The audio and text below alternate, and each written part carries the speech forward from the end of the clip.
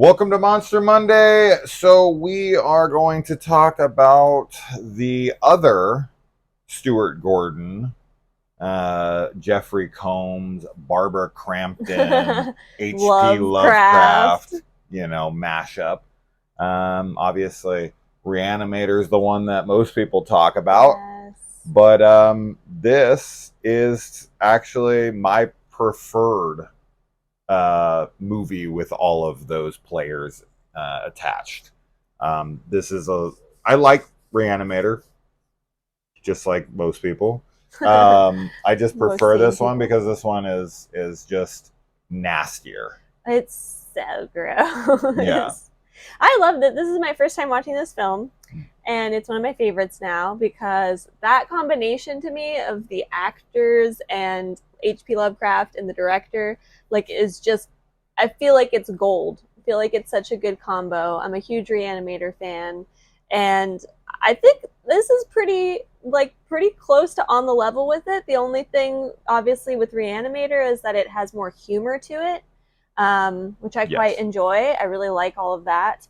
And but this is a fantastic, really incredible body horror, cosmic horror movie. It's totally went up into one of my favorite films for that reason. Yeah. I mean, I figured putting it on that it would be a massive hit for you. Yeah. So, but yeah, I do wish that they did more movies like this together. Yeah. But it is what it is. Jeffrey Combs has been involved in a few, uh, H.P. Lovecraft type films, but off the top of my head, this would definitely be my favorite of them. Hmm. Stuart Gordon did do another H.P. Lovecraft movie, Dagon, which I was, or however you want to say that, Dagon. Dagon, Dagon. Dagon. Dagon. I'm looking forward to that. I remember that one having like really shitty CGI, Hmm. which is a super shame Yeah. because oh man, this is like, I mean, this might not hit the absolute heights of like The Thing or The Blob or something, which I hold in the highest Hmm. regards of special effects, This is but pretty this is like close. If one small rung under those. This is like that really nasty everything on screen practicals. This is up there. This yes, is this is top tier practical effects. yeah, it's pretty close. I feel like. I mean, there's not as much variety as like in The Thing, but I was I anytime we get a film, especially when it's like an 80s film and there's practical effects, like I always am excited because practical effects are some of my favorites. Mm-hmm. And especially with cosmic horror and the grossness of it, like it just lends itself so well to it. And I was super impressed with the practicals in this. There's many times on screen when something was happening and I was just like like so grossed out by it. And I'm truthfully not somebody who's like, we were just talking about this last night.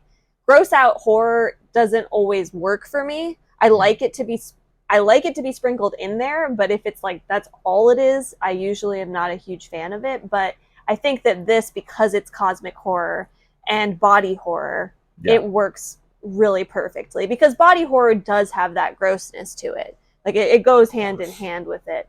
Um, but it was just really cool. All of the practicals in this are pretty phenomenal. And there's Absolutely. a lot. I just kind of like the lighting too, of course. I Oh love the yeah. lighting. I love those neons and the purples and pinks and whatnot, which I tried to match with today. Yeah. um, and the acting from everybody too. Everyone gives really stellar performances. They give they give the kind of performance that this film needs. Yes, Right? yeah. Like the acting in this isn't good per se. I It mean, fits the tone of this world.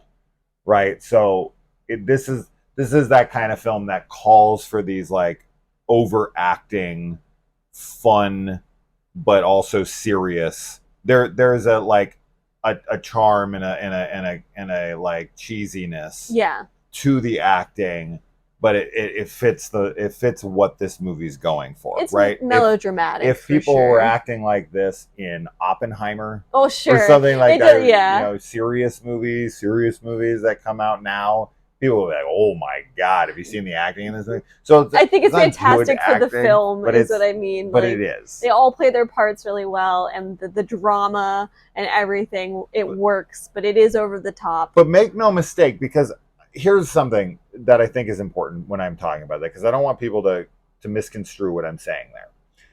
I'm not knocking the performances. What I'm saying is that this style of acting it marries to this style of filmmaking very well. And so this is the performance that this film's calling for, and this is the performance that these actors can give, and it's because of that range that they have for this type of movie. Like Jeffrey Combs has this kind of performance for these kinds of movies. Yeah. Right? Do I think that, you know, they would match up well? Do I think Barbara Crampton and Ken Foree and Jeffrey Combs and whoever could match up well in like a serious film, like put them in Schindler's List or something? Maybe. I think, but this is their wheelhouse, and you need actors like this for films like this. They're there for films like this, and I'm glad they exist. So it's not a knock on their acting. I'm trying to convey this in the right way, but the performances they give are perfect for these roles, and I'm glad that they exist for these roles. So the acting isn't bad, it's just different. It's kind of like Bruce Campbell in The Evil Dead, or even like 1930s movies acting, which is like very staged, theatrical, thespian type of theatrical is a great way, because that's how I feel about Bruce Campbell's performance. Like, I love Bruce Campbell and I love Jeffrey Combs. I do think that part of, like, with Jeffrey Combs and Barbara Crampton, like, I think if you gave them a different script and they were directed, you know, not to be the way they are in these films, I think that they could probably do good jobs in another, you know, style of film. But I just feel like they are perfect. This is totally their wheelhouse, like you said. This is their comfort level, is to be more over the top. But like their reactions to the cosmic horror that's happening, like to these gross out things, like all of it's perfect. Like none of it feels like it's not cheesy, because like you believe the characters are in that scenario and they're reacting scared or whatever. And I think it works. I think it works really well. But yeah, they're good at this style of acting, and most people aren't. So I'm not. I just want to reiterate that I don't think their performances are quote unquote bad. Yeah. I just think that they are very good at giving these style of performances, and most people aren't. Yeah, they have a stylized performance in this. Yes. So I don't know. I want to make sure that that's clear. And I forgot to throw in Brian Yuzna's name as well when saying Crampton and Lovecraft and all that stuff, because Yuzna is an important factor here as well. Yes. He was a producer on the first Reanimator. He directed Reanimator, Bride of Reanimator, and Beyond Reanimator, and plenty of other films that we've talked about on the channel before. So I want to give him his credit too. Yuzna, I'm sure, had a good hand in this, especially with body horror aspects and everything too. So this movie is all about frequencies that can connect with your pineal gland, and this is known as the third eye, and it like stimulates your third eye and your third leg, apparently. Yeah, it makes you really horny. It makes you really horny. But the pineal gland is supposed to have some kind of like effect on your arousal. Yeah. Which I don't know. I've never heard about that, but so Pretorius, the main doctor in this, from what I can gather, because Crawford, played by Combs, calls him a eunuch and kind of berates him, just to, to distract him and whatever. He kind of makes fun of him or points out the fact that he's impotent. Yeah. So my gathering on this is that Pretorius is a man who is sexually frustrated because of his inability to copulate naturally. So he, for years, used bondage and dominance to feel a sense of manhood, right? And that started to not be enough, right? He started to become, he built up a tolerance to that, and now he needs more. Yeah. So his research delved further and further, and he was trying to find his manhood again in another way. He was trying to go beyond to connect with something that made him feel virile. Yeah. And be able to experience sex again. So this is just like a pent up horny guy who couldn't get it up, which shit, man, that sounds awful. So I can definitely empathize. Well, I can't empathize, but I can sympathize.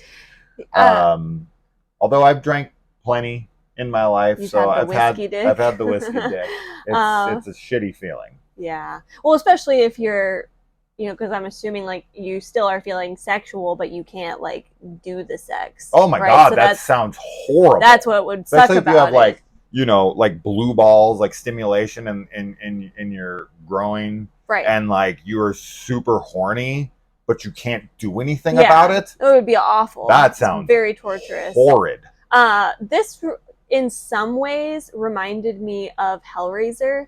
I was definitely thinking of Pinhead and like the Cenobites and everything. And people who are like looking for pleasure. Yes. And especially with what he turns into, like the creature that he's in. Well, the S&M, of course, but then him just being like, the greatest pleasure is knowing the inside of somebody's mind and everything. And it's actually a good question. Is this before or after? I think this is before. Oh, it might be the same year. But when was the Hellbound Heart written? Sure. Because Hellraiser's after. 1 year after. I could totally see influence then, for sure. But you're right. When did Hellbound Heart get written? I'll look it up. Go ahead and say what you got to say.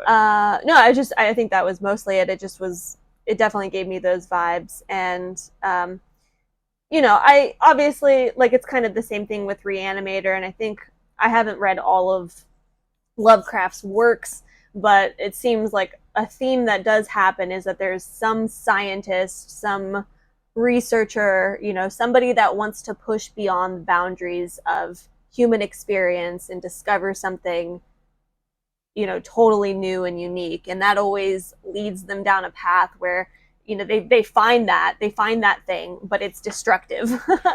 And because of the cosmic horror element, it's, something that you can't comprehend. And you're not supposed to comprehend it as a human. So this movie was released October 24th, 1986. The Hellbound Heart was released in November of 1986. Oh. So the Hellbound Heart even came out a month after this was released. But obviously, Clive Barker couldn't have written this and published it in a month. Sure.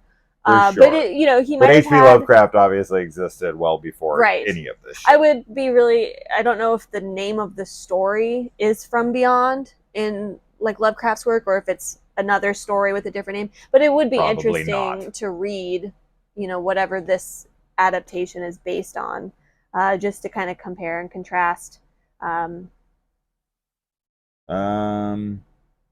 It just says H.P. Lovecraft short story. Yeah. Most of his stories are short stories. I don't know. What H.P. Lovecraft story is the movie From Beyond based on?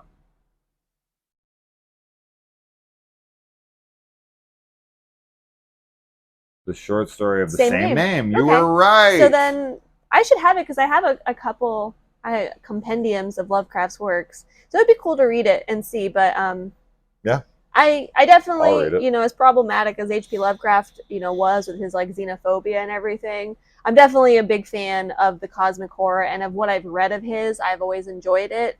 Uh, so, Well, this is why it's an easy sell for me, this this is film. why you got to always try, depending, of course, everything has its own stipulations, but like for the most part, you gotta disconnect the art from the artist. Like, yeah, Lovecraft was kind of an asshole for sure, but I mean, he created such an important branch subgenre of horror, So right? influential, too. So, even though he is an asshole, his work is iconic. But it's like what I was saying too in our last video, like the public consciousness of his time was also Sure. different than where So, we are now. So it's like, yeah. But anyway, yeah. yeah. So I mean, we've talked about Combs. We talked about Crampton, who's fucking babe, man. She's beautiful. She's so good looking. She's such a cutie. She's super good looking, and we do get to see her boobies. She has really nice boobs. Yeah, she does. She looks really good in the S&M outfit too. S&M gear doesn't do anything for me. Oh, really? I've never been into it. I like seeing women in it because I feel like always really flattering on them. But it's also something that I'm like, I would never want to wear it because I don't think it'd look good on me, but I like seeing other women. I don't hate Barbara Crampton in the outfit in this or anything. I mean, seeing her like that is totally good to me. But I just the S&M stuff just doesn't do absolutely anything for me, like leather and bondage, and that's just not my thing at all. I don't shit on anyone who's into it. It's not my thing. But I want to say, okay, so Combs and Crampton, we know obviously from Reanimator, plenty of other things as well. But I want to give a shout out to my man here, Ken Foree, who plays Bubba in this. Yeah. Because he's the like reasonable us character of the movie, and I was just like, I kept being like, you got to listen to this man. 100%. He's spitting truths here that you guys don't want to hear. Yeah. Because he is so level-headed. He's so strong too. Like, I don't just mean physically. He is a big guy and he's physically strong. But like, he is a man, and he's got a thing for Barbara Crampton as well in this. I mean, they talk about how beautiful she is, and he's like into her, of course. I mean, who wouldn't be? Yeah. And she comes on to him very sexually and very aggressively, and he's able to resist it because he knows that A, it's not right, because she's not in her right mind. Yeah. And B, because it's like, this is dangerous, and I need to break you out of this spell. So he's able to break out of it, and I feel like the other two are much more susceptible to it. Yeah. So her character is 1,000% the reason all this happens. Sure. Like, she's to blame 100% of the way, in my mind. I don't remember their names, so I feel bad. Like, so it's Catherine. Oh, that's right, Catherine, Crawford, and then obviously Bubba. So Crawford, he was never going to go back there and turn on the resonator. Sorry, the resonator. He was never going to go back there and turn it on, and she pushes him to do that. And that's kind of what, his pineal gland becomes way overstimulated. And then, later on in the film when he starts killing people and stuff, like, that's all a result of her pushing him to turn it on. But Bubba does seem less susceptible. And I don't know what that is. He's still affected by it. Maybe it's just he doesn't have the, like, the curiosity that drives her. Yeah. Which obviously is, what, like, that's her negative trait. It kind of reminds me of the chick from As Above, So Below, where she's just being so irresponsible and putting everybody's life at risk. And even when, they do it and there's all this danger, she's like, she still wants to do the experiment again. And she's like, I just have to be alone, which is total bullshit. I think, and this is going to sound like a knock on him, but it's not, because I've said before, ignorance is bliss. I think it's because he's more simple-minded. That's and I think possible, it's, too. Because Jeffrey Combs and her, they're scientists, and they're these like brilliant people. With brilliance comes curiosity, right? Like a very strong curiosity that outweighs your desire for your own mortality. Yeah. Right. Like, and with more simple people who are are governed by their more primal instincts of like fear and whatever. Their curiosity doesn't drive them to places beyond their ability to control the outcome of life and death. Yeah. Right. So like with him, he's just a very simple-minded, like I see a threat, I eliminate the threat. Yeah. Right. He's just that kind of guy. I'm a tough guy. I come in, I handle the problem, and the problem's done. And she's like, I want to see what's beyond. And to him, he's like, I don't give a shit what's beyond. Yeah, he like, doesn't I just want to care. live. Yeah, he doesn't care at all. Which, who's the smarter of the two here? She technically is like academically smarter. Right. But she's dumber when it comes to her own mortality. Well, he even says that she's behaving like an addict. And I think that's a good point. I think that's true. I think that is, the effect that it's having on there, because it's arousing her, and she's, experiencing something that is totally out of this world. So it is almost like them taking psychedelics or something, and, Sure. having your third eye open, and showing her like what's beyond. That is something that's very attractive to her. And she just, it sucks. 'Cause like I think she means well. Like, it's, again, I kind of feel like the same way with the As Above, So Below character, but she wants to cure schizophrenia. Like, she wants to find out if schizophrenics' third eyes are too open and stimulated, and that they're interacting with real unseen beings that are around us all the time. And because of her dad. So, like, I related to that quite a bit, but I just think that she gets so warped in her cause, and because of the pleasure factor, I think ultimately that's what corrupts her. Yeah, I mean, it is her driving force, is her father and what happened to him, right? His fate. And she's trying to make sure others don't, befall his same fate. And it is, of course, ironic and poetic in a way that she succumbs to his fate when she's strapped, and they're gonna like shock her brain and all that stuff, very Return to Oz style. But and then in the end, she seems to lose her mind completely. I don't know, but like she's fighting against that so much that she ends up in the same spot as her father. So I thought that was really cool as well. It's very tragic. And also one last, probably not the last note, but another note on Barbara Crampton in this movie is like, we do this thing. I've seen these like memes or whatever where the MCU, if it was casted in the 90s and it has like Brad Pitt as Thor and it has like all these like bigger named actors as Tom Cruise as Iron Man and stuff. And I'm like, oh, that's all makes sense. That probably would be what it was. But I'll say, if I'm doing fan casting like that, retroactive fan casting from a bygone era, Barbara Crampton, after seeing this movie, Harley Quinn. She's given off some massive Harley Quinn vibes in this movie. When she comes in to talk to him, this is straight up like her meeting the Joker for the first time. I love her glasses when she's in her doctor mode. But yeah, I could see that. She starts off being very proper and scientific, and then she becomes like uber sexy and like crazy. She's basically Harley Quinn in this movie. Pretty much. Another thing I noticed in here, some people will probably immediately call racism, because they'll be like, you think all black people look the same? Because anytime you compare another black person to another black person, or a black person to another black person, they're like, you just think they all look the same.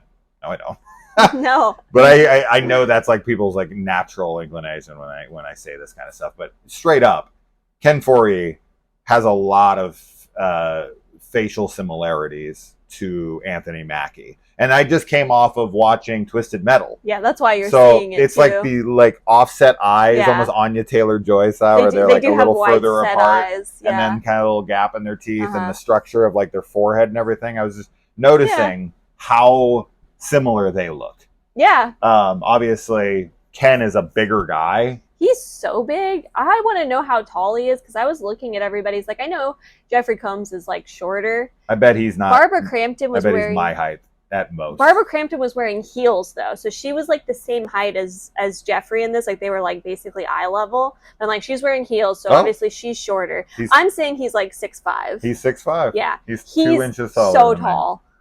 he looked so massive next to all of them. I mean, that's this. I mean, you're super tall too, I obviously. know, but I'm just saying, it's just like 6'5" compared to them. My dad's 6'4", so he's 1 inch taller than my dad. He just looks really, I don't know. I guess it's just the comparison, right? Having them on screen with him. Yeah, no, for sure. Like he just. But Barbara Crampton's probably your height. I bet she's shorter. I bet she's You're like 5'2". Yeah, I feel like she's probably 5'1". She is 5'4". She's taller than you. How tall is Jeffrey Combs? 5'7" then? He's got to be shorter, for sure. 5'7", We met, 5'8"? I mean, we didn't meet him, but we saw him in person. I would love to meet both of them. Those are definitely actors. 5'7". Yeah, those are definitely actors that I would love to meet, because I just think he's such an interesting, it's funny, like, I find him attractive, like, but in a weird, like, he's like a frustrated, like in Reanimator, like Herbert, like he's like a weird frustrated scientist guy attractive, not like he's not attractive. A dominant Reanimator. He's such a nutcase. I don't know. He's so weird and awkward. I like it though. Like I like the mad scientist vibes. In this one, he gets scary at the end. But in the beginning, when he looks fine, I don't know. I just think he's got he's much more level-headed and like a good person in Reanimator. Yeah, he's like a psychopath. He does not give a shit in Reanimator. Yeah. Yeah, Herbert West is like a total psychopath. But like I ship like Herbert and Dan together. Like in my mind, they have a gay relationship.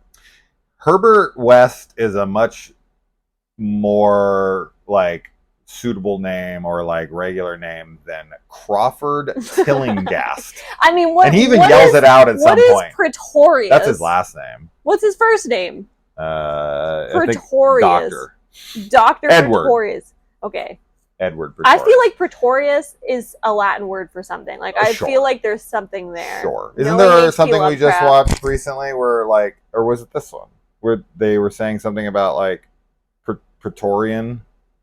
I don't know. Remember something that we not the Praetorian Guards from Star Wars. I don't know. There's something. Maybe I swear I don't we were remember just watching something else that had that name. Something close to that name. Yeah, it's funny. He even yells at some point in this movie, "I'm Crawford Tillinghast," and I'm like, that's such a nutty name. H.P. That's got to be his name in H.P. Lovecraft. Because he writes, there's a word for it that I always forget. It's like antiquated, but I think there's another specific word. But he specifically, like H.P. Lovecraft wrote in an old-timey way. Old-timey, like he uses a bunch of very obscure, like weird, large words, like big words that people don't use. And it's very similar because, at least this is what I remember reading somewhere, Edgar Allan Poe did the same thing. So they both like, because it's just a style, and it's a very gothic style of writing. Sure, it's like a dead language. Yes, right, because they always like to bring dead languages into like Necronomicons and whatever. Well, and that's what works so well with H.P. Lovecraft is that it's like all these ancient gods, and it's from a bygone era. It works really well. Mm-hmm. Boobies! Exclamation point. That's a note. That's a note that had to be. Yeah, she has really nice boobs. She does. So we get a little Dune going on in here. They got sandworms in the basement. That straight up look like something out of friggin' Dune. Or Beetlejuice. Sandworms. You know I just wanted you to do the voice because I can't do it. Yeah. Yeah, dude. I'll eat anything you want me to eat. I'll swallow anything you want me to swallow. Come on down. I love them. I want to watch Beetlejuice. Yeah, I love the creatures in this. I mean, the practicals. It's very phallic. First of all, that was something I was thinking like the entire movie is like the swimming snakes. Well, the pineal the gland. Sandworm, the freaking pineal gland is a penis that she bites off. Sure, all of it, his fingers when they elongate, and then he like starts to actually finger her. Like that was disgusting. Everything with them when Pretorius was like trying to rape her and was like. Yeah. That was gross. I felt violated. The phallic imagery is definitely something to bring up here for sure. It's very in your face. Literally. Yeah, I mean, and she castrates him by biting it off. which is what brings him back to himself. It's like male sexual drive makes them not human. You have to castrate like they're not them people. to bring them they're back just, down to earth. Yes, they're just their sex drives, which I like. That well, I don't like it, but it's like that's objectification for men. It's like you can't even be in your right mind when you're horny. But the same thing happens to her ultimately. I mean, so really, that's true for anybody. But Ken Foree proves that wrong. He does. That's a good point. He's horny. That's a really he good wants point. to fuck her for 100% positive, and he almost gives into it. But he's like, no, because his pineal gland hadn't been activated enough. It was. So he's not controlled by his sexuality, and You're he's right. like the most. He's like the most like virile manly man in the there. movie. Yeah, that's a good point. That's a good point. But what is it called? Calcified when your pineal gland is. Mm-hmm. That's what they say. I wore, by the way, a crystal, an amethyst crystal, because it's supposed to open your third eye, and I wore that specifically for this review. Yeah. I didn't wear shorts just to allow my third leg, to get free. To waggle. Under this table, I got nothing on. What I like about this film too, and the cosmic horror of it is, I think in the modern age, people are for the most part familiar with like New Age beliefs of opening your third eye. And, that's supposed to be a beneficial thing that you can do. But I like the idea that it's not. That it's actually closed for a good reason. It's a gateway to demons. Well, because the thought of, and this is definitely a paranormal like philosophy or theory, that there are, even if you just think about like other dimensions existing around you all at once, and that if you were able to see into those other dimensions and see other like creatures or beings, we're not meant to be there. It would break your brain. Yeah. It really would drive you insane. Yes, I agree. Can you tell me how he loses his hair and then once swallowed, he gets it back? He's being reborn. Okay. He's dead, but that's him being reborn into the beyond. His head off. Right. He dies and he's reborn, but they are fused together, which is what Pretorius wanted to do to Crawford? Catherine. Oh, Catherine. That's what he wanted to do to Catherine. He wanted to be like forever entwined. And I love like the end battle with Pretorius and Crawford is amazing because it's like they've fused together, and instead of being like in a state of bliss, they're in a state of like agony and like violence because they're fighting each other, and like that would just be horrible. I'm glad they blow up. Yeah. I don't know where she got that bomb. I guess she just stopped by Bombs R Us on the way there. Yeah. She's like, 1 bomb, please. Did I miss something? Like, where the hell did she get that bomb? I don't know. Did I missed Bubba it bring too, it with apparently. him? I don't, like, why would a cop bring a fucking bomb with him? I don't know. I have no idea where she got that bomb. I don't either. She might have made it. She's a scientist. But she's like a psychologist. I feel like just dropped by, like, the hardware store on the way there and made a bomb. Hey, can you make me a bomb real quick? I wonder if because we're talking about bombs so much right now in this video, if like YouTube will flag it. This YouTube video will be flagged, and they'll be like looking through it. Like, are these guys trying to incite a violent attack on the country? We just don't understand where she gets this weapon, but I'm glad she gets it. Where she gets this explosive device. Where she gets this thing that goes boom. This thing that goes boom. Man. The bugs eating Bubba scene. Yeah, that was gnarly. He gets just like flayed, like chewed, and then his head, and he's like so kind of alive at the end. Awful. Yeah, it reminded me of something, and I can't remember what scene it is now, where like the legs and stuff have been eaten off the body, and the person's like still moving around. I can so vividly see this scene in my head, but I can't remember what movie it's from. Please, anybody, help. I was thinking of The Mummy, but I don't think there's a scene in there. I think that I'm just thinking of like the flesh returning to the mummy. That is so far removed from what I'm talking about. Oh, okay. But yes, I guess the flesh coming back. But no, there's a literal like scene in, oh my god, I can see the scene in my head where the person's like laying on the ground and all their like flesh has been eaten off their legs, and they're sitting there like moving around. I can't believe I can't think of what film that is. It's gonna bug me, and then bug me. Yeah. And then as soon as I stop the recording, I'm gonna be like, oh my god, it's whatever. So anybody? What is it? I feel like I Um, can see the scene too, but I don't even know if I've seen it. why does the fire extinguisher shut down the resonator? I have no Nothing idea. else seems to stop it, but like a little. Cold? I have no idea What's why in a fire that extinguisher? stops it. What is it that's inside a fire extinguisher? It's some kind of chemical composition that snuffs out fires by eliminating the oxygen to it. I don't know why it interrupts the electric current. I mean, friggin' Bubba like pulls with all this strength. The thing assembles itself. Yeah. No disassemble. No disassemble. Turns into Johnny Five in this movie. I think that it should have only turned it off like when it does it for a second and then it comes back and then she does it again and then it's like off. Shouldn't she have I feel like it should have shot come back it again. into the like the motherboard or whatever, yeah, like the electrical circuitry. Yeah. I would think like if we saw it seep in and Right. then start to short circuit the thing from the inside, but she kind of just sprays it on there. Yeah. And it just kind of turns off. And I don't really have a good explanation for why that would work. I don't either. She should have hit it inside, like she should have shoved it inside the machine and like that. Yeah. And then we see it filling up inside and short circuiting it. That would have made more now sense. I mentioned Johnny Five again with short circuit. No disassemble. No disassemble. So I don't understand. The Dr. Block in this, the other doctor chick from the hospital, that's Stuart Gordon's wife. She makes an appearance in like every one of his films as an actor. And they were married for 51 years, from 21 till he was 72 and died. So I thought that was pretty sweet to see that they had such a long marriage from such a young age, all the way to his death. Yeah, it's super sweet.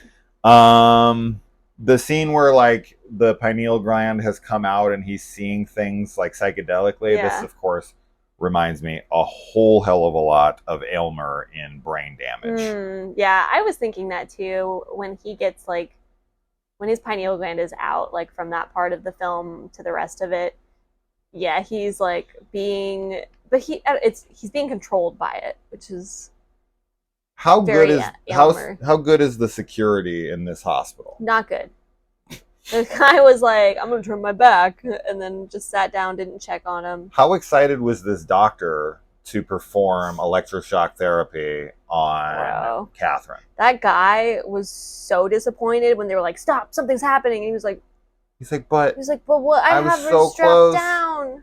And he's like, fine.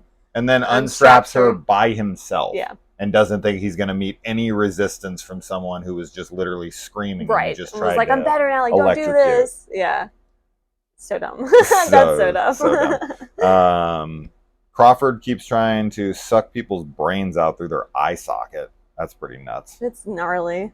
And friggin' Catherine's knee is completely obliterated at the end of this movie. Like, she's never walking again. Dude, it was so bad.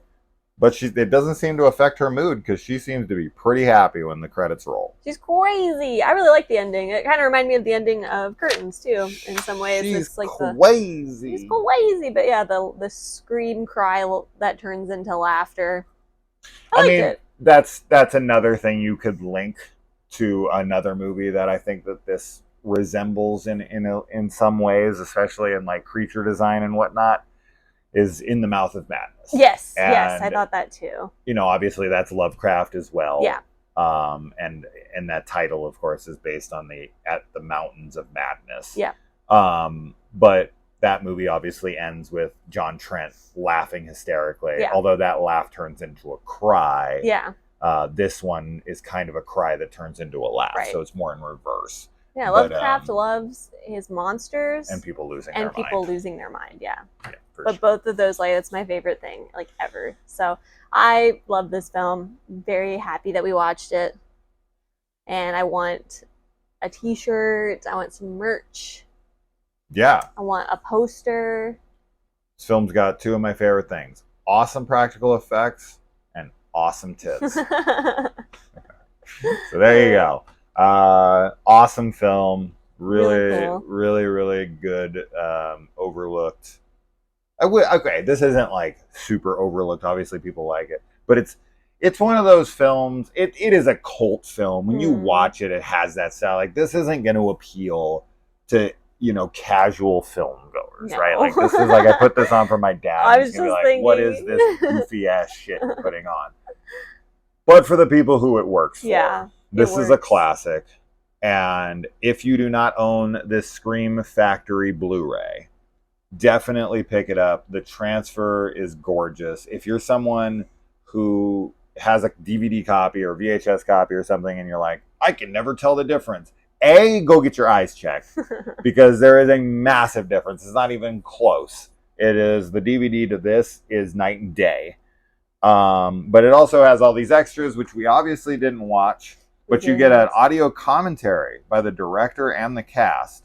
That would be really cool. That would be really fun to watch, yeah. So that's stuff that Kaylee always wants to watch, and it's because of me that we don't. Yeah. But we could take time in the future to watch some of that stuff.